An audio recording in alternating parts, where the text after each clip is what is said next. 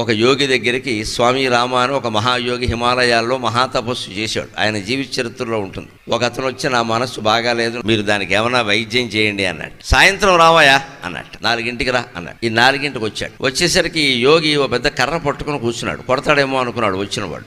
పెద్ద కర్ర పట్టుకుని కూర్చున్నాడు. సరే నీ మనసు బాగాలేదన్నావు కదా, ఏది బయటికి తీ అన్నాడు. అదేమిటండి బయటికి ఎలా తీస్తావు? మరి బయటికి తీయకుండా వైద్యం ఎలా చేస్తావా? కాలు బాగాలేదంటే డాక్టర్ గారు కాలు చూపించమంటారు కదా, చెయ్యి బాగాలేదంటే చెయ్యి చూపించమంటారు కదా. ఓ దంత వైద్యుడి దగ్గరికి వెళ్ళామనుకోండి, ఏదో పళ్ళు ఏవో పుచ్చిపోయాయంటే పళ్ళు చూపించమంటారు కదా. అరటిపళ్ళు నువ్వు జామ పళ్ళు చూపిస్తే అలాగే మన పళ్ళే చూపించాలి. మరి ఏది బాగా లేకపోతే అది చూపించడం సాధ్యమైనప్పుడు మనస్సు బాగాలేదంటే మనస్సును చూపించండి. చూపించలేకపోతున్నారు అంటే మనం అందరం గంభీరంగా ఆలోచించాలి, అది ఉన్నట్టా మరి లేనట్టా. అంచేతనే మనోవైద్యం అంత తేలికైన విషయం కాదు. అది లేదు అని గ్రహించడమే దానికి పెద్ద వైద్యం.